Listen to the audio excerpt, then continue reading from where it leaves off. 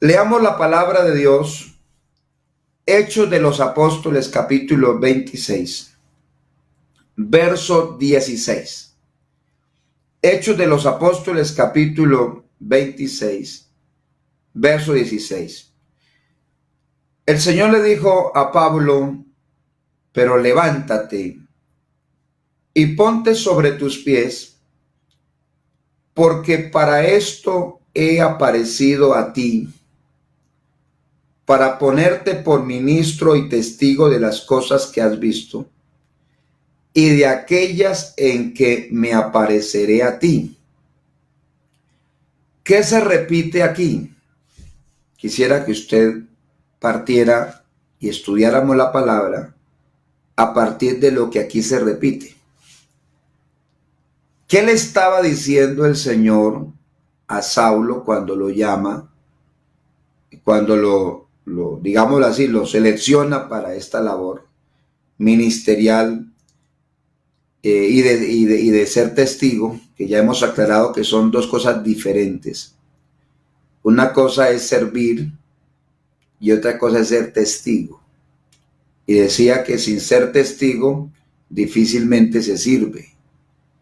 Es decir, ¿y de qué quiere el Señor que se sea testigo? El Señor dice: yo me he aparecido a ti. Es decir, me aparezco para constituirlo un servidor y un testigo. Pero no es solo en esta ocasión que me aparezco. Me le apareceré en otras ocasiones. Voy a ponerlo en traducción José, en otras ocasiones. Quiere decir, las experiencias no son únicas. La experiencia no es única, vamos a ponerlo más bien así. Las experiencias son muchas. Vamos a abrir esto. Las experiencias de los servidores con Dios. Quiero que apuntemos a eso en este día, porque vemos en el caso de las enseñanzas que he venido dando, Dios puso en mi corazón que el 2021 o el 2021 arrancáramos con más visión, y la visión ministerial o la visión en el servicio a Dios o el servicio a Dios es algo que debemos rescatar hoy, porque muchos la han perdido.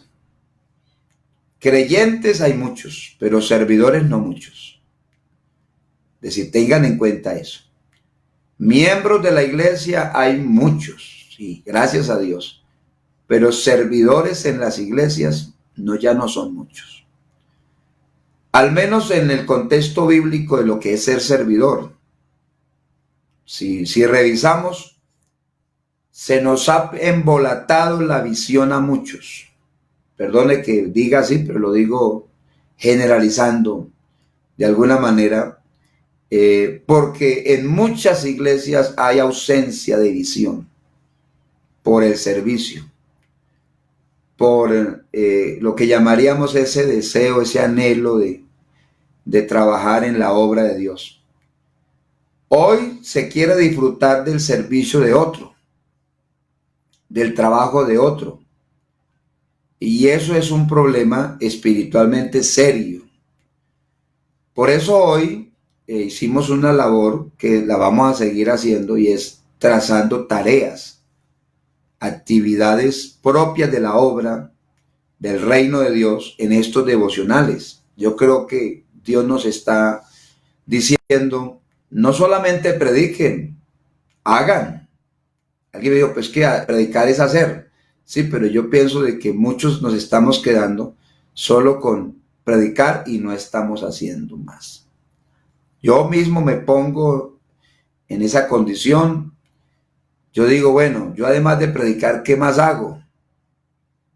Porque es que yo no puedo estar solamente aquí predicando y ya prediqué y cumplí con mi deber pastoral. Eso no es ser pastor. Perdónenme, pero ser pastor no es eso. Es decir, el ser pastor va más allá de predicar un mensaje. Hoy en día la visión de muchos líderes cristianos, predicadores, pastores, vamos a ponerlo en el contexto, es predicar un sermón el domingo y ya, y el resto de la semana me dedico a estudiar en la universidad, me dedico a hacer los negocios de cambalache, decían por ahí, o dice todavía, vender la moto, el carro, poner la finca bonita. Y sí, suena bonito. Alguien me dijo, no, pastor, yo me dedico a la familia. Y yo le dije, pues está bien que se dedique a la familia, pero usted es pastor. Su familia tiene un pastor, tiene un padre, por ejemplo, sus hijos, un padre que es pastor, que es el padre, pero además es pastor. Ojalá que en casa a usted lo conozcan como pastor. Y le digo a los que son diáconos, en su casa lo conozcan como servidor de Dios. Además de conocerlo como el primo, el tío, el abuelo, bueno, en fin, o como el papá o la mamá. Además de eso, lo reconocen como el servidor de Dios. ¿Para dónde va? A servir a Dios. ¿De dónde viene? De servir a Dios. ¿Qué está haciendo? Sirviendo a Dios. Ojalá que eso lo involucremos, no sé, me parece raro decir eso, pero lo involucremos en nuestra vida diaria, porque nos estamos quedando cortos ante la demanda del mundo, de este mundo. Mire la situación en que está el mundo. Y nosotros que tenemos la verdad, no es por jactancia, pero es por convicción, que tenemos la verdad, ¿qué estamos haciendo nosotros? Es decir, ¿cuál es nuestra actitud hoy frente a la necesidad de otros? Pues si mueren, pues lo enterramos, dice alguien, como que no le importa, como se dice, ya qué vamos a hacer. Yo pienso que hay que hacer algo mientras las personas están vivas. Bueno, al muerto sí hay que enterrarlo, pero al que está vivo no lo enterremos. Al vivo hay que servirle, hay que llevarle la palabra. Entonces vamos a ampliar la visión respecto al servicio que debemos darle a Dios, entregarle a Dios. Usted fue llamado para servir. Si usted es una persona creyente y no le está sirviendo a Dios en alguna área del reino de Dios, y si no se está esforzando, si usted no se está entregando al servicio, quiero decirle, está en deuda. Usted está todavía, como se dice, la visión no está clara en usted. Así que ni nos dediquemos a predicar un mensaje. Hoy en día voy a ser criticón hoy. Voy a ponerme aquí de criticón, pero que hablemos para que reflexionemos. Hoy en día se nombran muchos comités en las iglesias, en las congregaciones locales. ¿Qué comité de esto, comité de aquello? Perdónenme que no nombre puntualmente, pero con esto y aquello, quiere decir, hay comité para todo. Alguien me dijo, hasta el comité de aplausos. El comité de recocha, me dijo alguien, parecía que estaba burlando, pero me decía, es que tienen tanto comité, pero las personas se están dedicando, cuando una persona entra a un comité, son muchos los que hoy dicen, nos van a dar un culto para que nosotros lo hagamos. Es decir, lo primero que están pensando, y muchos de los servidores, lo digo por experiencia de muchos años, y en la medida que pasan los años, la gente está llegando más a pensar que se nombra un comité para dirigir un culto. Y si no se les da culto para que dirijan, entonces pareciera que no fueron nombrados para nada. Porque dicen, yo no sé para qué el pastor nombra si a uno no le dan culto para dirigir. Y entonces si se les da un culto para que dirijan, se limitan a organizar cultos. El culto que se le entregó y se limitan. Y van al culto, lo hacen. Y lo decoran y hacen toda la logística. Pero pareciera que el servicio a Dios fuera reducido a hacer un culto, a dirigir un culto. Es cuando no lo pueden a predicar o a dirigir, dice, a mí no me dejaron servir. No quieren que yo sirva. Yo pienso que es que la visión no está clara. Un comité no se nombra para dejarle un culto. Es una costumbre que cogimos nosotros de ponerle culto a todo el mundo como para, no sé, perdónenme, pero pareciera como para entretener, como para que ellos se ocuparan o se animaran. Los cultos no deben ser para eso. Los cultos tienen que ser la expresión de adoración a Dios y no la motivación a la iglesia. Es decir, por eso muchos hoy están desmotivados porque no están en un comité, no están en frente a un culto, las iglesias están cerradas, por ejemplo, hasta hoy aquí en Medellín están cerradas. Entonces se desmotivan. Entonces el Señor le dice, vea, más que un culto que usted haga, más que una actividad que usted desarrolle en la iglesia en ese orden de ocupación, yo lo he llamado para constituirlo ministro, que es lo que quiero que resaltemos de acá. Es decir, pero tenga en cuenta algo. Antes de ser servidor, ha tenido una experiencia conmigo. Antecede al servicio la experiencia con el Señor. Es decir, si no hay una experiencia con Dios, no hay una declaración firme y segura de que usted le esté sirviendo a Él.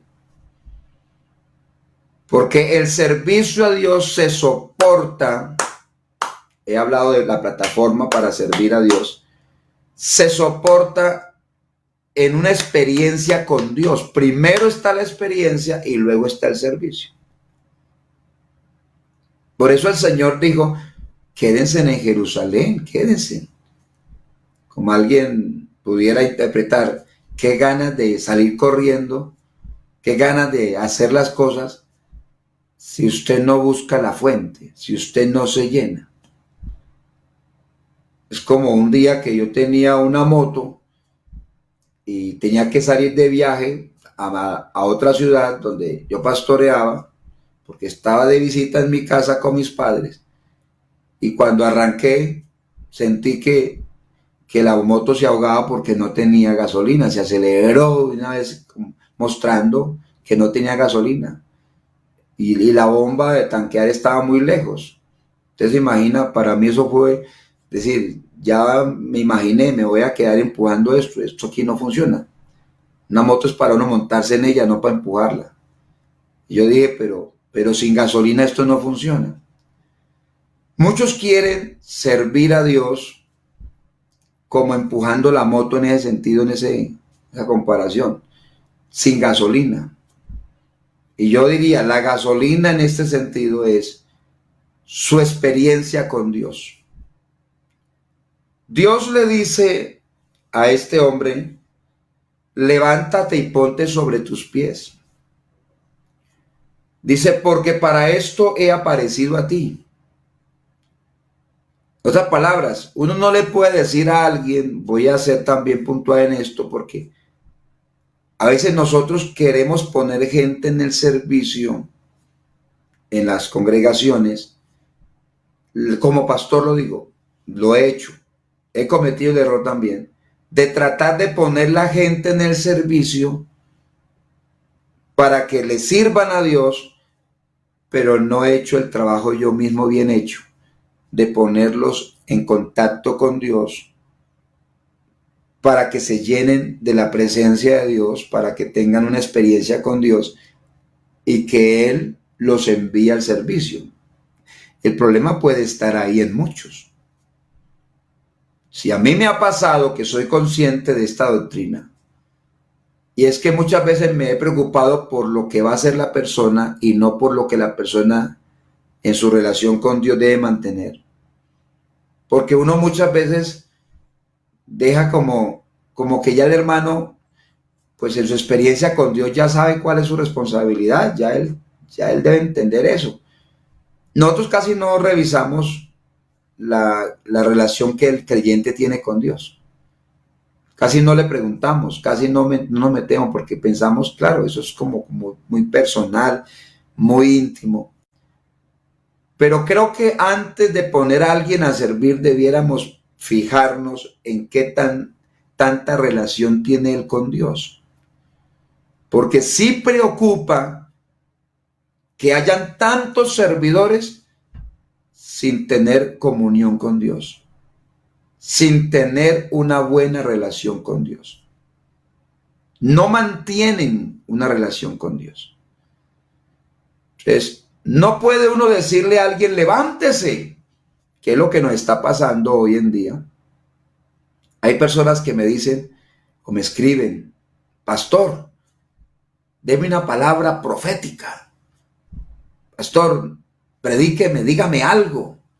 Que es que yo estoy muy desanimado, yo estoy muy mal. Yo lo que, cuando alguien me dice así, yo me pongo a pensar, ¿qué pensará él?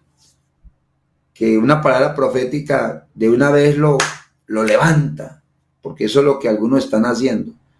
Es decir, una palabra, uy, es que la palabra tiene poder, dicen algunos, que la palabra, hermanos, que las palabras tienen poder. Diga la palabra. Y entonces creen que es que el efecto está por la palabra. Si no llevamos a la gente a la relación con Dios, por más profecía que haya, por más palabra que haya, el pueblo seguirá igual. Fíjese usted en Israel, le levantó profetas, muchísimos. Le levantó quien les trajera el mensaje puntual, clarito, se los trajo. Pero mientras que el pueblo no tuvo relación con Dios, no se acercó a Dios, hasta ahí llegaron. Profeta le levantó como a Moisés.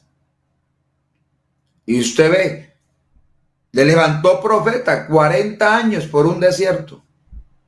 Sí, profeta tenían. Que hasta el pueblo decía, Moisés, háblanos. Que no nos hable Dios porque nos atemoriza, pero usted que es de aquí, te oímos. Y te vamos a oír la palabra como si tú fueses Dios. Es decir, vamos a creer en tu palabra, Moisés. Pero Dios le hablaba a Moisés. Moisés le hablaba al pueblo. Pero mientras el pueblo no se arrepentía, si el pueblo no se arrepentía, usted era un pueblo de Israel desordenado. Usted era un pueblo de Israel, como se dice, despistado. A través del profeta Isaías, ese pasaje es uno de los que más me tocan en estos mensajes.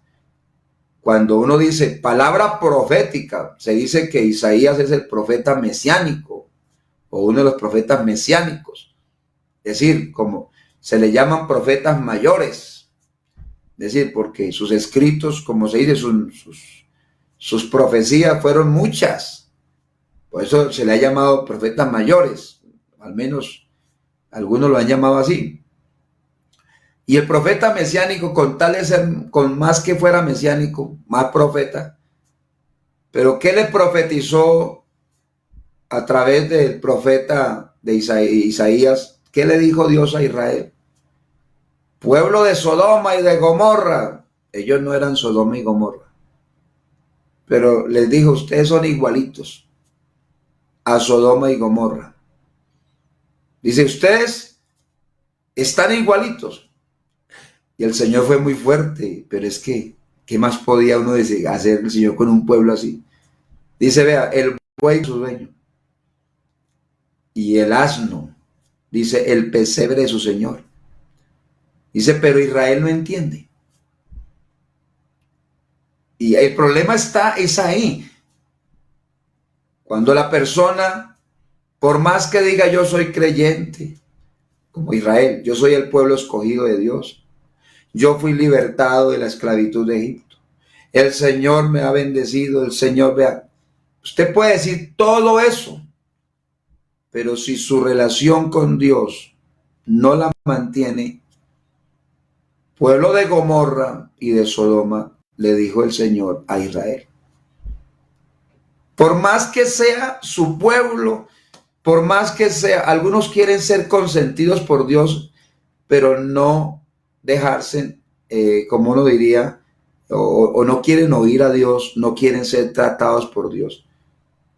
Y si quiere que Dios los consienta, pero no quieren ser guiados por el Señor o no quieren ser administrados por el Señor. Ahí está el problema.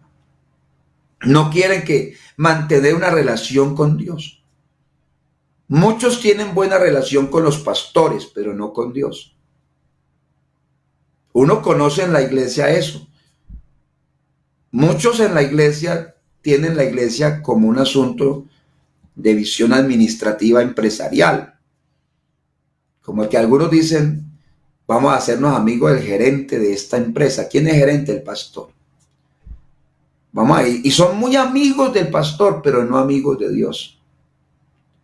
Son muy amigueros, dicen por ahí, de la congregación. De hecho, uno antes de los cultos, cuando podíamos llegar con buen tiempo y no se nos limitaba a una hora como hay hoy, muchos llegaban temprano. Y sí, uno los veía temprano. Pero ¿cuál era el andar, el ir y venir en el templo de muchos que llegaban temprano? Es decir, hable con el uno, hable con el otro. Es decir, conversaciones que algunos hasta iniciaba el culto y aunque hayan llegado primero, no estaban en el salón incluso. Y los que teníamos un recinto denominado la cafetería de la iglesia, uno los veía allá en la cafetería tomando su cafecito con sus empanadas, con su pancito, como se dice, y el culto comenzó, pero ellos están en la plática, como dicen por ahí, están allí charlando, dialogando otras cosas, porque la búsqueda con Dios, la intimidad con Dios está rota. Muchos que hemos tratado de orientar, ministros de alabanza, uno se da cuenta que en algunos momentos nos ha pasado que hemos tenido ciertos ministros, no sé si llamarlos ministros, pues sí, servidores, pero no testigos, porque no tienen experiencias con Dios y tocan el instrumento en la hora del canto. ¿Y a cuánto los vemos después abandonar el templo, irse afuera del lugar de predicación, en el mismo culto, que cuando el pastor dice, vamos a cantar otro coro, pero ya no están, nos tocó cantar solos, porque ya ellos se fueron, pero el culto no se ha acabado, en la predicación no están. Es decir, ellos vienen a presentar, como se dice, un sacrificio raro, un sacrificio que no es de agrado a Dios. Créalo, eso no agrada a Dios, eso no es capricho del pastor José, eso no tiene que ver conmigo. Es que eso no tiene presentación. Eso no es, pudiera decir alguien, es que es un ministro, pero no es un testigo.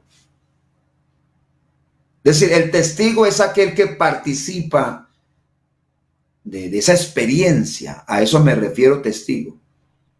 Testigo es aquel que vivencia. Yo soy testigo del poder de Dios. Grandes maravillas Él ha hecho en mí. Cuénteme una. Dígame una que haya hecho. Ay, pastor, es que la verdad yo soy como malito para testificar. Y no, es que no es malito, es que ni siquiera tiene claridad. ¿Cuál fue el último milagro que Dios hizo en su vida? Cuénteme cosas recientes. Por eso muchos cuentan lo primero cuando se convirtieron.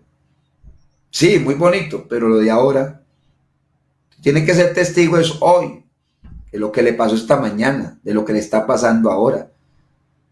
El servidor tiene que tener un testimonio es ahora.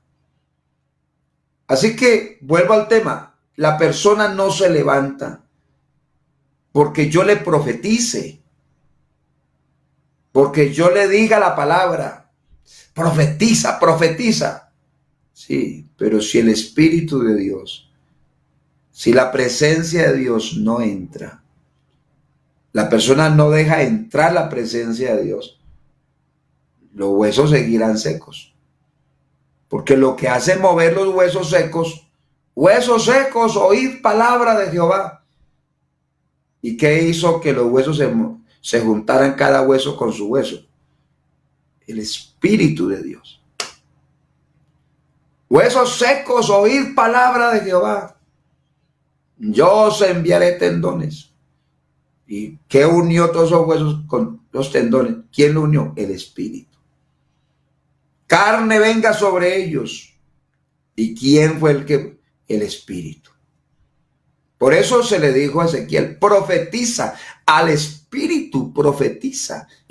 Y dile, Espíritu, ven de los cuatro vientos y sopla sobre ellos y vivirán. Y esos huesos fueron cubiertos de tendones, carne, piel. Y luego se levanta un ejército. Pero sin el Espíritu de Dios, los huesos siguen secos.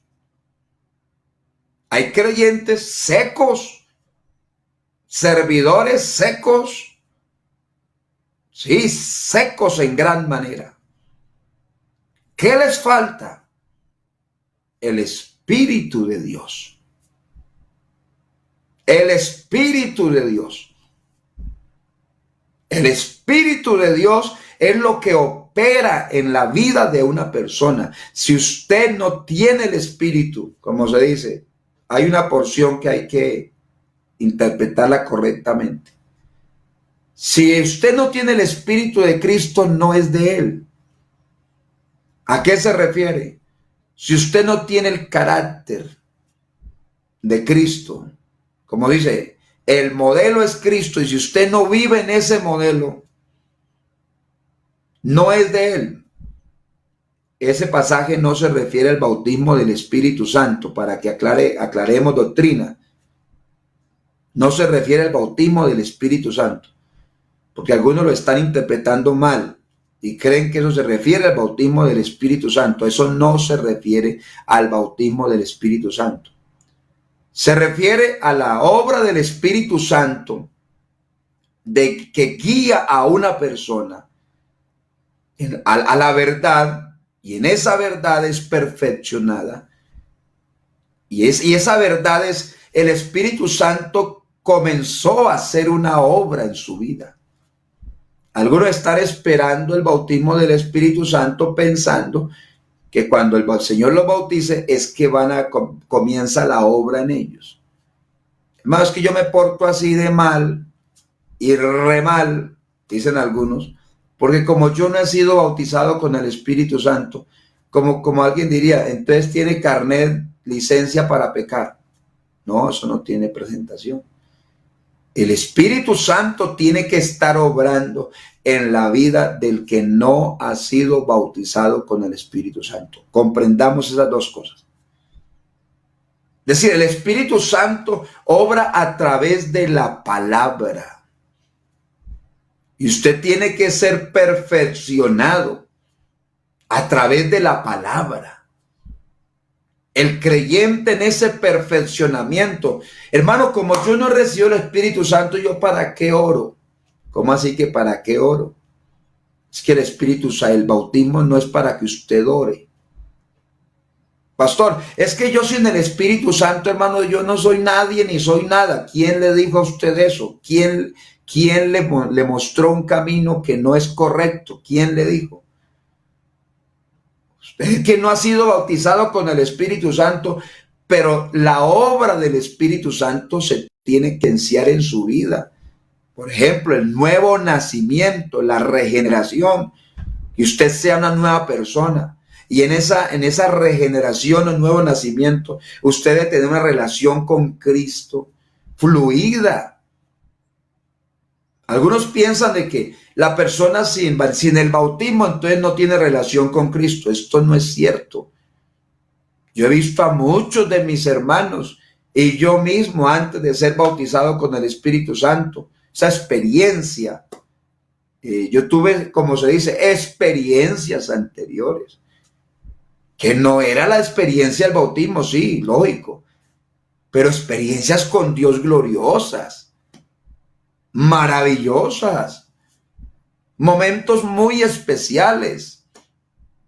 Hay momentos en que palabras no alcanzan para decirte lo que siento a ti, mi buen Señor.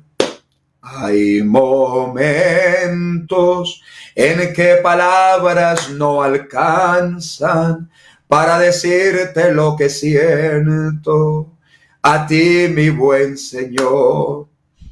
Yo quisiera que usted pensara o reflexionara con esta enseñanza que antes de que Pablo fuera lleno del Espíritu Santo, porque cuando el Señor se le aparece a Pablo, que era llamado Saulo, el Señor no lo bautiza inmediatamente con el Espíritu Santo, pero sí se le aparece a él. Recuerde que fue cuando Ananías, que el Señor le dijo, ve, porque este me es un instrumento, ve. Y él fue, le dijo, hermano Saulo, el Señor me envió a ti para que reciba la vista y sea lleno del Espíritu Santo. Quiere decir que Pablo, este hombre, fue lleno del Espíritu Santo posterior al momento de la experiencia con Dios. Y la experiencia con Dios va más allá del bautismo con el Espíritu Santo. Es que algunos han limitado la vida al bautismo con el Espíritu Santo. Por eso ha hecho carrera entre nosotros que si alguien ya recibió el bautismo del Espíritu Santo, si ya lo bautizó, habló en lenguas, ya está listo. Como se dice, credencial, licencia, ya tiene, ya, con eso ya usted se defenderá toda la vida. No. Por eso la Biblia habla de ser llenos. Hay quienes no están llenos y en algún momento de la historia de la vida recibió el bautismo. Señor lo llenó ese día. Es como si me preguntan, pastor, ¿usted está lleno? Hablándose de que estoy lleno, que de alimento, de comido. Ayer mi esposa me dijo, ¿quiere algo más? Le dije, no. ¿Quiere repetir? Le dije, no. Estoy lleno. Estoy lleno. Pero si ahora entra y me dice, ¿quieres ayunar? Yo digo, bueno, pues creo que sí, porque ya no estoy tan lleno como ayer. Ojo con eso, porque algunos están llenos, pero llenura de ayer, perdónenmela, tienen en la memoria que estaban llenos, pero usted no vive del pasado, usted vive del momento ya, de ahora. Su experiencia con Dios tiene que ser una experiencia antes del bautismo con el Espíritu Santo y después del bautismo. Es decir, antes de bautizarlo el Señor con el Espíritu Santo que lo bautiza, y después sus experiencias con Dios tienen que seguir siendo, perdónenme, así, esa frase rara, tienen que permanecer sus experiencias.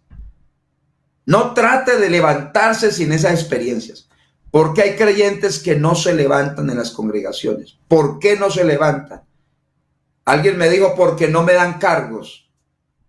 Y una vez, no sé si cometí un error, pero lo hice a propósito. Lo hice intencionalmente. Porque hay un creyente que decía que yo era la piedra del zapato de él. Y pastor, es que usted es la piedrita. Con el pastor de antes yo no tenía problemas en la vida cristiana. Pero usted llegó, usted es mi problema. Yo le dije, ¿cuál es el problema? Digo, porque usted no me pone cargos. Usted no me pone en el altar. Y yo le dije, pues es que quiere altar, eso es lo de menos. Y yo cometí, no sé si error, pero lo hice porque sentí hacerlo. No estaba tampoco bravo. Sentí, yo dije, pues esta persona hay que enseñarle. Le dije, bueno, le voy a dar un cargo. Si es que usted quiere cargo, yo le voy a dar un cargo. Porque es que eso, la gente cree que un cargo es un premio a la fidelidad. Tengamos en cuenta. Es una responsabilidad, pero no determina fidelidad. Debiera ser, sí, claro. pero eso no determina. Pastor, tengo cargo, me nombraron un cargo. Eso no me dice a mí que usted sea fiel. Ojalá fuese. Eso no me dice que tenga buena comunión con Dios. Sí, le dieron un cargo. Siempre recuerdo a Judas, tesorero, pero no era fiel. Así, no era digno, pero era tesorero. Y el Señor Jesús lo puso. Así que yo no voy tampoco dando problema. Yo dije, pues si cargo quiere, cargo le doy. Y lo puse en un cargo. Le dije, hermano, entonces colabórenos en la iglesia en esto. ¿Usted quiere un cargo? Sí, señor. Que el pastor de antes me tenía acostumbrado que él me preguntaba hasta qué cargo quería. Porque es que hay, entre otros pasa todo eso. Hay quienes hasta congraciándose, hermano, ¿qué cargo quiere? ¿Usted como qué le gustaría ahí? ¿Dónde lo pongo? Pareciera como vamos a regalías. ¿Usted qué regalo quiere? ¿Cómo quiere que se lo dé? ¿Envuelto o desenvuelto? Entonces parece que es una repartición aquí de prebendas. Y entonces parece que algunos, quiero un cargo y quiero tal. Ese creyente me dijo, quiero un cargo. No recuerdo que si me haya dicho que en tal parte, no. Le dije, un cargo le doy, eso es lo de menos. Y lo puse. Yo dije, vamos a ver qué es lo que va a hacer. Pero sucede que como a los 15, 20 días, pregunté a los demás que eran compañeros, le dije, el hermano que entró nuevo al comité, ¿dónde está? No, hermano, ni llama, ni se reporta, hermano, no aparece. Entonces yo le dije, entonces, ¿para qué quería cargo? Entonces lo llamé y le dije, vea, lo que pasa aquí es que algunos se equivocan, le dije yo a él. Le dije, hermano, ¿usted qué ha pasado? ¿Usted quería un cargo y no lo han visto? Me dicen que no. Dice, hermano, es que la verdad no he podido, la verdad me ha quedado difícil. Y comenzó a excusarse. Yo le dije, no se excuse tanto. Lo que pasa es que uno a muchos lo sube porque quieren subir, pues para uno que suban. Pero aquí no se mantiene todo el mundo. Así que uno lo sube y Dios lo baja. Yo no, hermano, es que yo la verdad es que fue cosa mía. Le dije, no es cosa suya. Es que Dios aquí es celoso. Dios es serio. Por eso muchos son nombrados en cargo y son nombrados NN en la historia de la iglesia. Pasaron sin pena, dice, y sin novedad. Es una expresión que usa. ¿No? Es decir, le dieron cargo. Alguien me dijo, pastor, eso es un Matías. Lo nombraron de apóstol. ¿Qué hizo? ¿Dónde se ve? Es decir, ¿cuál fue el resultado de su trabajo? De su conducta, como para que imiten su fe. Sí lo nombraron, sí, nombrado. Pero una cosa es que yo nombre a alguien y otra cosa es que Dios nombre a alguien. Porque el hombre Matías que fue nombrado como uno de los 12 no apareció en ninguna página de la Biblia qué fue lo que hizo. Pero Pablo, que no había sido nombrado por el pueblo, por la comunidad cristiana, este vino a decir, yo, siendo el último de los apóstoles, es decir, se metió ahí. Se metió como al número 12. ¿Y quién lo metió? Dice, como a un abortivo, el Señor se me apareció a mí. Es una expresión, se me apareció a mí. Una cosa es que a usted se le aparezca el pastor y lo nombre, y otra cosa es que se le aparezca a Dios y lo nombre. Una cosa es que usted se haya metido en el cargo o metido en el servicio, y otra cosa es que Dios lo meta en el servicio. Por eso nadie podrá mantenerse o estar levantado, tarde o temprano caerá si no tiene relación con Dios, si no tiene comunión con Dios. Tarde o temprano, no solo no hará nada o no tendrá el respaldo, sino que terminará renunciando. ¿Por qué renuncia la gente en el camino? Hay pastores que mi trabajo no es el trabajo. Hay gente que trabaja mucho más que estas personas y no dejan de servir. Otros dicen, pastor, es que estoy en la maestría, en el doctorado, y son muchos los trabajos de la universidad. No es cierto, eso no es cierto. No pinte lo que no es cierto. Conozco muchos con maestría y con doctorado, con 2, 3 cargos en la iglesia y responden y Dios los bendice. Otros dicen, ay pastor, es que la salud es que está quebrantada. Perdóneme, pero tengo experiencia, como dice, muy cercana en mi casa. Como se dice, la salud quebrantada, pero el servicio a Dios firme. Ahí vamos. El tema va más allá. Hay pastores que, y comienzan a hablar, pastores que di a luz, dicen algunas damas, di a luz a mi hijo y es que estoy ahorita dedicada a mi hijo. Eso no es cierto. Conozco muchas que han dado a luz y su servicio a Dios pareciera que, como ese brilla. Yo quisiera decir, brilla en el sitio donde esté, brilla en el sitio donde esté. Puedes con tu luz algún perdido rescatar. Brilla en el sitio donde esté. Brilla en el sitio donde esté. Brilla en el sitio donde esté. Pero ¿cómo va a brillar si no tiene energía? En el caso de un bombillo, para que brille, para que alumbre, pongámoslo así. Es decir, tiene que tener energía. Tiene que tener, como se dice, estar conectado. Anoche se fue la energía en un sector de la ciudad, aunque aquí en mi casa no se fue, pero se fue donde están las torres que dan internet a la ciudad, a parte de la ciudad, y todo ese sector quedamos sin internet, por eso anoche se cortó. Es decir, una vez que se va la energía, afecta consigo mismo al internet. Eso pasa en la vida del creyente. Si a usted la relación con Dios está cortada, pues no hay internet, no hay comunicaciones, no hay redes sociales. Sí, se le acaba como se dice a mí. Yo seguí predicando anoche aquí, como a los 2, 3 minutos entró mi hijo, me dijo, papá, hace rato salió del aire, ya no están. Le dije, bueno, pues yo estoy predicando, yo estoy en culto. Yo estoy aquí, estaba cantando, estaba orando, todo feliz. Le dije, pero yo sigo orando, acá termino mi culto. Pero sí, se había ido y ustedes me llamaban, hermano, estamos aquí esperando que regrese. Le dije, no, ya. Y no regresó, sino hasta medianoche la energía de ese sector y volvió al internet. Así pasa con el creyente. Si no tiene relación con Dios, una comunión con Dios, su servicio es como bombillo apagado. Sí, eres un bombillo. Tiene nombre. Tiene historia. Sí. Ocupa un lugar. Sí. Y hasta bonito. Pero no brilla. No alumbra. No llega al propósito.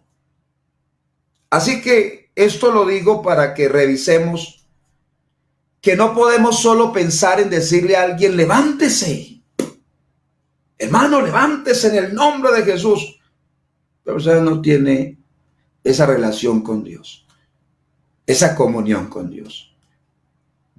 Aquí, levántate y ponte sobre tus pies, porque es que para esto he aparecido a ti. Es decir, Dios le dice, levántate y ponte sobre tus pies. No le dice, levántese, haga el intento. No. Es que yo me he aparecido a ti y a quien Dios se le aparece se levanta porque se levanta.